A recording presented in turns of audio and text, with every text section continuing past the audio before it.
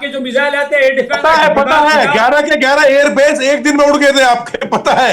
मैं इसीलिए पूछ रहा हूँ, सर ये वो झूठ चीन तो का ना फुस बोला माल करें है आपके सर, पास मुकेश में। खुदा के चीन वास्ते का झूठ ना फुस बोला माल करें। जो है ना, मैंने तो वो जो आपसे फुस कहा पे एक आता है तस्वीर दिवाली दिखा में, दे। वो वाला है। अच्छा एक तस्वीर दिखा दे, एक क्लिप दिखा दे, क्या चीज? जिसमें कोई बेस कितनी जो है ना दिखाई? उससे आग लगी हुई हो। अरे आप कमाल करते हो दिखाते, यार। अच्छा आप दिखाते आपको रनवे की तस्वीर, नूर रनवे पे खान खड्डा बेस होगा। के अरे ऊपर रनवे पे तो हेलिंग न्यूक्लियर खड्डा करके मैं दिखा दूं। कमांड सेंटर की रनवे तो पे बिल्कुल खड्डा, खुल के रनवे पे दिखाई। खड़ा हो गया, रनवे पे कितनी खड्डा हो गया। कितनी दिखाएं ये बताओ, तो बात है सर, कितनी ईमान से दिखाएं, सर कोई बिल्डिंग दिखाए ना कितनी अंडर दिखाएं? फैल, अच्छा बिल्डिंग आग सुनिए लगी सुनिए हुई मेजर हो शेख नदीम जी, कोई। मेजर शेख नदीम जी, आप हमेशा से सबूतों की बात करते हैं।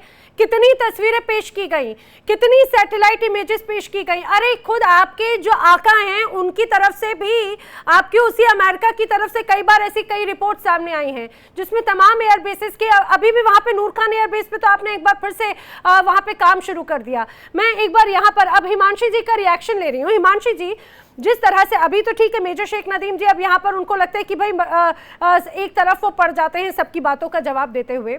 मुझे एक बात जरा समझाने की कोशिश कीजिए, ईरान की तरफ से बार बार अगर भरोसा जताने की कोशिश की गई लेकिन उसे हर बार धोखा मिला या निराशा मिली, यही तो वजह है कि वो अगर अब्बास अराक्ची आए पाकिस्तान लेकिन फिर चले गए वो रूस, वो चले गए ओमान, वो बोले भाई मध्यस्थता पाकिस्तान के बस की बात नहीं है, क्योंकि पाकिस्तान पर पूरी दुनिया में कभी कोई भरोसा नहीं कर पाता, हर बार धोखा खाया है। क्या यही वजह है? नमस्कार, जय हिंद नैना जी। देखिए ये जो दिखा रहा है, पहली बात तो डोनाल्ड ट्रंप खुद मानते हैं कि ईरानी बहुत बढ़िया डिप्लोमैट्स हैं। दूसरी बात, ये जो अब इस समय जो हो रहा है वो जियोपॉलिटिक्स में ट्रस्ट डेफिसिट को दिखाता है और बातचीत के लिए ट्रस्ट का होना बहुत जरूरी है। और ये सारे जो समीकरण हैं दक्षिण एशिया के और मध्य एशिया के, उसमें शक्ति राजनीति जिसको कि हम पावर पॉलिटिक्स कहते हैं, उसमें आए हुए बदलाव को दिखाता है। देखिए जो ईरान है उसका ये निर्णय अब टेक्टिकल नहीं है, ये एक स्ट्रेटेजिक सिग्नलिंग है। ईरान बहुत क्लियर है कि हम ऐसे देश को बीच में नहीं लाएंगे जो अमेरिकन स्फीयर ऑफ इन्फ्लुएंस में आता है, यानी जिसके निर्णय स्वतंत्र नहीं है, जो खुद डिपेंडेंट है। वो इंडिपेंडेंट मीडिएशन क्या करेगा? देखिए इंटरनेशनल मीडिएशन मैंने पढ़ा है और इंटरनेशनल मीडिएशन के कुछ बहुत बेसिक रूल्स होते हैं, जिसमें पहली बात होती है कंसेंट। क्या दोनों देश आपको चाहते हैं? अगर आप वो नहीं कर रहे हैं तो इंटरफेरेंस माना जाता है। दूसरी चीज है आपकी क्रेडिबिलिटी। तीसरी बात है कि जो मीडिएटर होता है उसको ओमान या नॉर्वे की तरह हाई रिलायबिलिटी होना चाहिए, जिसपे कि बिल्कुल लो बायस हो और सबका ट्रस्ट हो। तो देखिए जब ओमान इस तरह का बातचीत करता है तब उस समय लोगों को भरोसा आता है। लेकिन पाकिस्तान पे तो आप ईरान को छोड़ दीजिए, अमेरिकन की तरफ से रिपोर्ट्स आई है कि आसिफ मुनीर के IRGC के साथ में बहुत घनिष्ठ संबंध थे, उनको लेते हुए इन पे ट्रस्ट नहीं किया जा सकता। तो ये तो हम नहीं कह रहे हैं, ये अमेरिकन रिपोर्ट्स कह रही हैं। तो देखिए ईरान अगर कहीं ना कहीं अगर अमेरिका के साथ में बातचीत कर रहा है, पावर की बातचीत कर रहा है, तो वो भी इस चीज को समझता है कि भाई ना अमेरिका को भरोसा है ना ईरान को भरोसा है। दूसरा देखिए जो ईरान की हिस्ट्री रही है, ईरान हमेशा अपनी शर्तों पे नेगोशिएट करता है, ईरान डज नॉट बाउ डाउन। तो उसमें जब अगर आप देखें तो क्योंकि क्रेडिबिलिटी कहां लूज कर रहा है पाकिस्तान, कि उसकी जो हिस्ट्री रही है वो अलाइनमेंट की है हमेशा से अमेरिका के साथ में। न सिर्फ ये जहाज खरीदते हथियार खरीदते, बल्कि फाइनेंशियल एड, मिलिट्री डिपेंडेंसी और स्ट्रैटेजिक कंप्लायंस भी अगर आप देखें तो वो हमेशा पाकिस्तान का अमेरिका के साथ रहा है। और एक और इंपॉर्टेंट बात देखिए, इनकी जो फॉरेन पॉलिसी है वो इंडिपेंडेंट नहीं है, वो कोई भी चुने हुए लोग नहीं बनाते हैं। वो कौन बना रहा है? जो मिलिट्री ड्रिवन लोग हैं। अगर इनके फील्ड मार्शल आसिफ मुनीर साहब जाके बात करेंगे तो वो फॉरेन पॉलिसी कैसे मान ली जाएगी? क्योंकि जो चुने हुए डिप्लोमैट्स हैं उनको तो बातचीत करने का मौका नहीं मिल रहा है। और दूसरा देखिए एक और चीज है, पाकिस्तान का जो स्ट्रैटेजिक आप अलाइनमेंट देखें, उसके बाद इनकी जो ईरान से बॉर्डर लगता है, 900 किलोमीटर का इनका बॉर्डर है, वहां पे आए दिन इनकी झड़प होती रहती है। तो अब इन्होंने जो सऊदी में भी अपने जो सैनिक भेजे हैं, सऊदी ने साफ कह दिया था कि हमें शिया सैनिक नहीं चाहिए, हमें सिर्फ सऊदी सैनिक चाहिए। तो वहां पर भी एक टिफ क्रिएट होती है। और देखिए अगर ईरान की बात समझे तो ईरान बहुत क्लियर है कि वो एक रेजिस्टेंस एक्सिस है। वो अमेरिका को हेजेमनी की एक जो पावर जो मानता है, उसमें जितने भी लोग उसके करीब हैं उनको वो ट्रस्ट नहीं करता। यही चीज हमने हॉर्मुज में भी देखी थी कि जो जहाज अमेरिका के आसपास वाले थे या अमेरिका के स्फीयर ऑफ इन्फ्लुएंस वाले थे, ईरान सिर्फ उनको नहीं आने जाने दे रहा था। और दूसरी तरफ अमेरिका क्या कर रहा था कि जो उनके करीबी हैं, तो जब तक किसी ऐसे अमेरिका न्यूट्रल तो ये मीडिएटर कर रहा पे था बात कि नहीं पाकिस्तान बनेगी, के झंडे लगे हुए वाले जो जहाज हैं वो भी अपनी तरफ ऐसा गिफ्ट मान लेता है, और यही वजह तो है कि बड़ा ऐसा लग रहा है ईरान को कि भाई ये तो धोखेबाजी दगेबाजी है। भले यहाँ पर मेजर शेख नदीम को हंसी आ रही हो, लेकिन ये हकीकत है या नहीं है हिमांशी जी? देखिए इन सब चीजों के ना ग्लोबल इंप्लीकेशंस होते हैं। ईरान अपनी तरफ से अपनी जनता को भी मैसेज देना चाहता है कि we are not bowing down to anybody, चाहे वो यूएस हो या उनके नेगोशिएटर हो, और हम स्वतंत्र निर्णय ले रहे हैं। ये इंटरनल पॉलिटिकल मैसेजिंग है, क्योंकि जिस दौर से ईरान इस समय गुजर रहा है उसमें जब हमने कुछ इंटरनल क्राइसिस भी देखा था, वो दबा लिया गया है। अब पूरी आवाम वहां के लोगों के साथ खड़ी है, और ये भी बहुत क्लियर बात है कि आईआरजीसी के सुप्रीम कमांडर जो हैं, जो मोज्तबा खमेनी साहब से जो निर्णय लेते हैं, वही अब पॉलिटिकल लीडरशिप में भी पास किया जा रहा है। तो कहीं ना कहीं ये भी एक बहुत बड़ी बात है, क्योंकि अब सारी चीजें मिलिट्रीली जब हो रही हैं तो उसमें डिप्लोमेसी भी बहुत अच्छे से ईरान खेल रहा है। तो देखिए, जब हम एक बहुत सी चीज, एक बॉटम लाइन जो है, मैं नदीम भाई के लिए कहूंगी कि पाकिस्तान की जो न्यूट्रलिटी है उस पे ग्लोबल अविश्वास आ गया है। तो जब तक वो विश्वास पक्का नहीं होगा, मुझे लगता है, देखिए अरागजी साहब ने जो एक स्ट्रैटेजिक मास्टर स्ट्रोक खेला, वो पाकिस्तान में आए, फिर ओमान गए, फिर रशिया गए, फिर वापस आए, और उन्होंने अपनी शर्तों को बहुत क्लियर कर दिया कि भाई हम जब तक आप हॉर्मुज नहीं खेलेंगे, हम आपके साथ छोड़ेंगे, तब तक हम नहीं आएंगे। दूसरा, एनरिच्ड यूरेनियम पे बात नहीं होगी।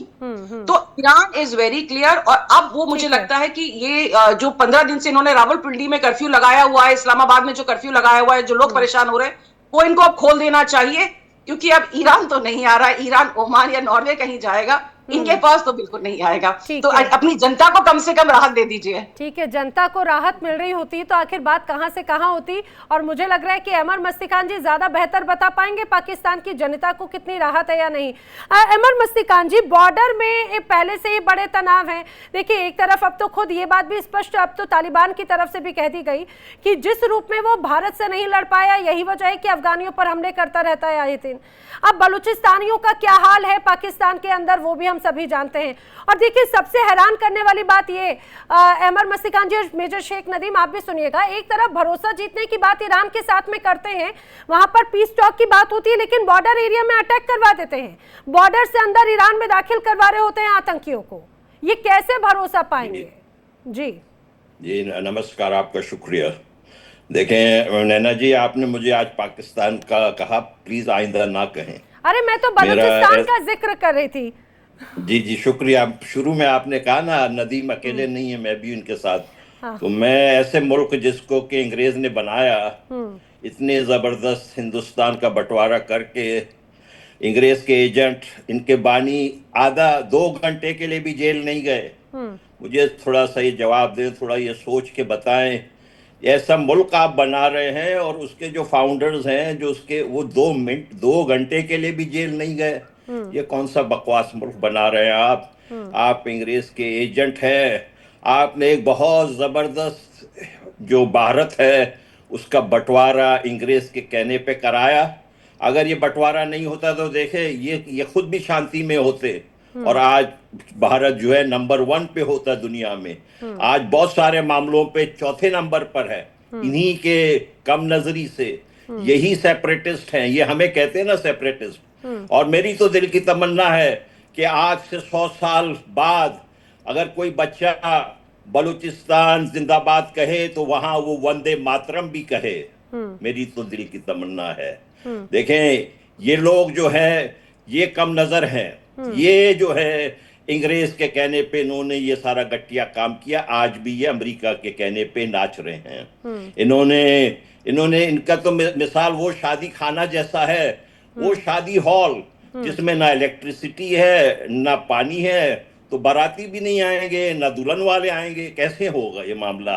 देख, हम तो डोनाल्ड ट्रंप ने 2 दिन पहले कहा, कल के दिन कहा कि भाई जो भी बात करनी होगी हम फोन पे करेंगे। नैना जी, झूठ नहीं कह रहा हूं। आप 3 दिन से मेरी ट्वीट देख ले, मैं उनको भी टैग कर रहा था कि भाई आपको क्या जरूरत है इस्लामाबाद जाने में, वहां पे आपको पंजाबी मच्छर काटेंगे। आप मेहरबानी करके ये चीज जूम पे कर ले, ये चीज जूम पे कर ले। लगता है उन्होंने हमारी बात मान ली। उन्होंने कहा हमें जाने की कोई जरूरत नहीं है। और इनके जो है मुझे बहुत खुशी हुई, इनके जो आसिम मुनीर जो है उसको तो लगते नींद नहीं आ रही होगी कि भाई ये क्या हो गया, अमेरिकन मेरे आका नहीं आ रहे हैं। अब वो जो स्टीव विटकॉफ के बेटे आए थे, जैक विटकॉफ, जनवरी 14 को, जी जी, तब ये पंजाबी जो है हजरात सारे के सारे, शहबाज शरीफ से लेके दोनों आसिम, एक आसिम नहीं, दो आसिम, दो चौकीदार उसके पीछे ऐसे लगे हुए थे जैसे कि बिल्ली जो है दूध को देख के और जो मच्छी को देखकर साउथ एशिया में आता है ना जी, उसी तरह बिल्ली के तरह दुम हिला रहे थे। देखिए ये मुल्क जो है, आप जब इस किस्म की घटना, आपने मेरे साथ एक नहीं ऐसे मुझे बिठा दिया, एक साइड एक आर्मी अफसर लेडी बिठा दी है। मेजर साहब, अब मुझे थोड़ा सा नीचे आने में ना बड़ा मसला बन रहा है कि मैं इससे नीचे आगे कैसे बात मेजर साहब आप बोल रहे थे कमीशन आर्मी ऑफिसर, मैं अपना लेवल लो नहीं कर सकता क्योंकि मेरे साथ एक आपने थोड़े से सुनने की बहन बिठाई है जो खुद आर्मी अफसर, सुनने की बर्दाश्त रखें। देखें हमारे बलूचिस्तान से इसी साल मैं इसको सीधा कर सकता हूँ, अगर ये बहन भी होती है ना मैं तो सीधा कर लेंगे। अरे भाई हिमांशी जी की बात को कम से कम आप इतना तो गरिमा में आप रख रहे हैं।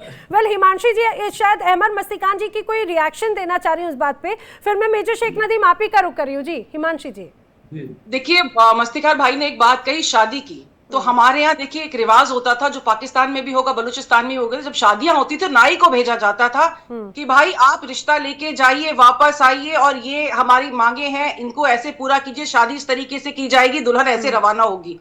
तो ये मुझे बात याद आई कि गाँव में ये ट्रेडिशन बड़ा चलता था। तो मुझे लगता है इस समय जो हरकारे का काम है वो इनसे करवाया जा रहा है, उससे ज्यादा कुछ है नहीं। वो कहते हैं ना, कहाँ राजा भोज कहाँ गंगू तेली, तो वो राजा भोज ने एक गंगू तेली रखा हुआ है जिसका यही काम है कि आइए जाइए। तो मुझे वो बात याद आ गई थी शादी की बात से, क्योंकि हमारे गांव में ऐसे ही पहले शादियां होती थी, अब तो खैर व्हाट्सएप और बाकी चीजें चल गई हैं। This was for the lighter note, nothing else. हाँ ठीक है जी, मेजर शेख नदीम जी। देखिए मैं इनको आर्मी ऑफिसर समझ रहा था कि कमीशन ऑफिसर होंगी ये, तो मैं मस्ती खान के लेवल पे नहीं आना चाह रहा था कि भाई दो ऑफिसर बैठे हुए, लेकिन मुझे लगता है कि शायद मुझे नीचे आना पड़ेगा थोड़ा सा। तो हमारे इस तरह की जो ये जब बातें कर रही है ना नाई वाली, और ये बेसिकली बातें कर रही हैं मिरासियों के खानदान की। तो हो सकता है मैडम का गांव या इलाका जो है मिरासियों का हो, तो वहाँ ये लोग नाई इस्तेमाल करते हो। हम तो भाई जाते हैं, शादी हॉल होते हैं हमारे जमाने में, तो कम्युनिटी सेंटर होते हैं, आर्मी ऑफिसर्स मैस होते हैं, हमें कोई नाइयों की जरूरत नहीं है। मैडम को अगर जरूरत है नाई की तो मैं यहाँ से भी भिजवा सकता हूँ, 2 नाई भिजवा दूंगे इनकी। एनीवे बात ये कि देखिए इंशाल्लाह ये ईरान की सबसे बड़ी जो हमारी अचीवमेंट है, जो ऑब्जेक्टिव था वो we have achieved. The primary objective was to maintain ceasefire, ठीक है, किसी तरह से to avoid erasure of civilisation, वो हमने अल्हम्दुलिल्लाह किया। जिस तरह से ट्रम्प साहब बयान दे रहे थे और जिस तरह का वो बंदा है, आपको पता है स्टबबॉर्न एटीट्यूड है, एग्रेसर है, ही कुड हैव डन। यहां तक लोगों ने एस्टिमेट कर लिया था कि ये कहीं न्यूक ना मार दे ईरान के ऊपर। We maintained peace, अल्हम्दुलिल्लाह हमने जंग रुकवा दी। And I kept on saying on all the channels कि देखिए जिस तरह से ये बहन मेरी बैठी है, फौजी जानती है, टैक्टिक्स पड़ी होगी उन्हें। मेजर शेख नदीम जी, जंग रुक गई है क्या पाकिस्तान की मध्यस्थता को लेकर? जी जी जी, अल्हम्दुलिल्लाह जंग रुकी हुई है और ईरान के ऊपर कोई बॉम्बिंग नहीं है, अल्हम्दुलिल्लाह कोई बॉम्बिंग नहीं है जो आवाम पर हो रही थी। हॉस्पिटल्स, स्कूल्स, आवाम सुकून से, हम भी सुकून से कि अल्लाह का शुक्र है। आपने ईरान को मना लिया या अमेरिका को घुटनों पिला दिया? अमेरिका को मनाया। देखिए ईरान एग्रेसर नहीं है, एग्रेसर तो अमेरिका था जो वहां से चलकर आया, और ये ब्रूटल वॉर थी जो इसके ऊपर इसने गैर जरूरी इंपोज की थी ईरान के ऊपर। ये अमेरिका था। अल्हम्दुलिल्लाह दी मैंने हमने उसको ये वाला आप जो वो ये हमने उसको चुमकारा प्यार वाला काम अगर ये बात डोनाल्ड ट्रंप ने सुन ली तो अगली मिसाइल का मुंह ना पाकिस्तान की तरफ ना घूम जाए। नहीं जो सच है देखिए ना, तो इसको क्या होने वाला है, लोन नहीं मिलने वाला। वो एग्रेसर है और वो लोग की ब्लैकलिस्ट में हो जाएगी। अटैक किया। देखिए नदीम बहुत आज बहुत टाइम ले लिया आपने। देखो ऐसा है, आप इनसे पूछो, बलूचियों से पूछो, क्या बलूची आप पे भरोसा करते हैं? क्या पश्तून आप पे भरोसा करते हैं? क्या मैं तो बात भरोसे की आपके ईरान ने बोला आप पे भरोसा नहीं किया जा सकता। मैं तो मुद्दे पे रहता हूँ, मैं नैरेटिव नहीं बदलता हूँ। फिर ले जाएंगे ग्वादर पे। नदीम मैं नैरेटिव नहीं बदलता हूँ। नदीम मैं नैरेटिव नहीं बदलता हूँ। मैं 2 नाई भेजने की बात नहीं करता हूँ लेडीज के साथ में। अभी उस पे आ जाओ, आप असली बात पे आ जाओ। आपको बलूच क्या पसंद करते हैं या बलूच विश्वास करता है? नहीं। पश्तून करता है? नहीं। अफगानिस्तान के जो अफगानी तालिबान है वो करते हैं कि बिल्कुल नहीं। आपके ऊपर अमेरिका भरोसा करता है क्या? उनकी CIA ने बोल दिया बिल्कुल नहीं। सर, पाकिस्तान के क्या शिया मुस्लिम भरोसा करते हैं? उसका भी बहुत बड़ा जवाब है नहीं।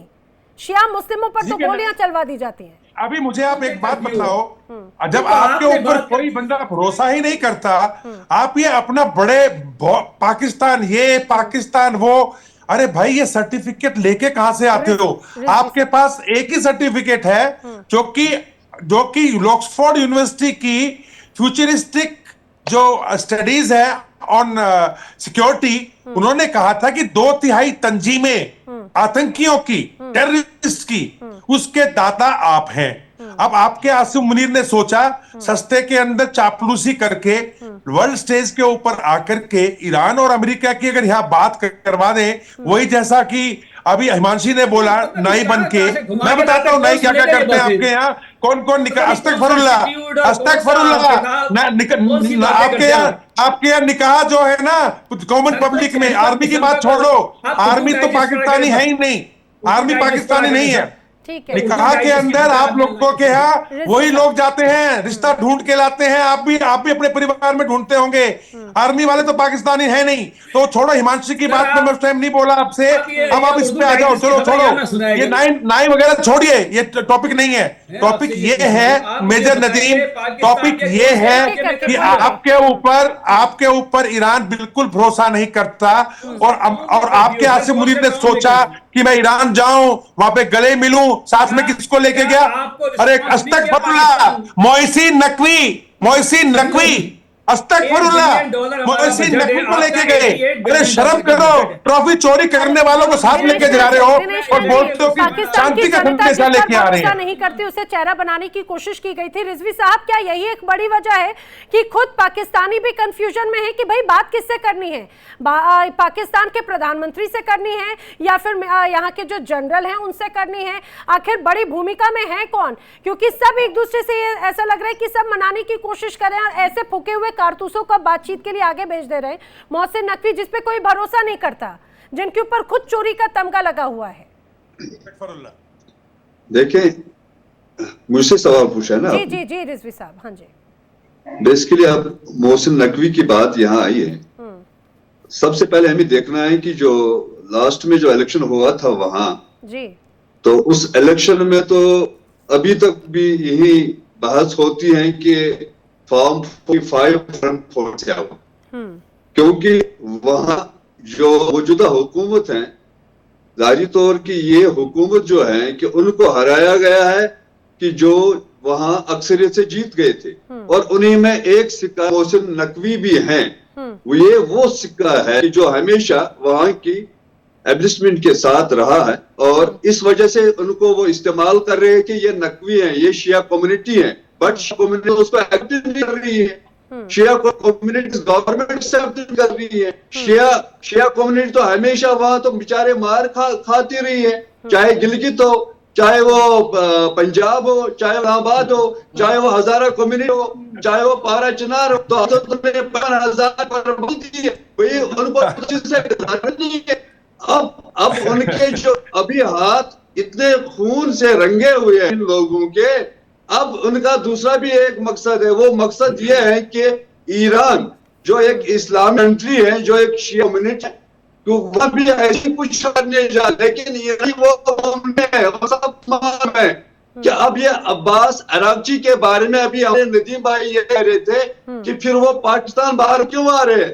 भाई अभी आप ईरान की जो सियासत है, वो उस सियासत के मुकाबले में भी आप 200 साल भी पाकिस्तान में जिए और तब भी उस सियासत को आप नहीं पहुंच जाएंगे, तब भी आप वहां पहुंच सकते हैं।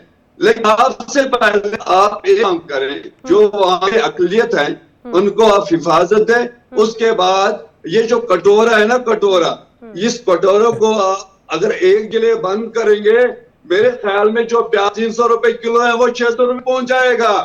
जो अंडा 25 रुपए, जो एक अंडा 25 रुपए का वो 25 रुपए पहुंच जाएगा, लेकिन उसके लिए कटोरा जरूरी है। देखिए इंडिया डेली 24/7 अब आपकी स्मार्ट टीवी पर। इंडिया डेली मौजूद है सभी डिजिटल प्लेटफॉर्म पर लाइव और लगातार। इंडिया डेली 24/7, हर दिन राष्ट्र को समर्पित।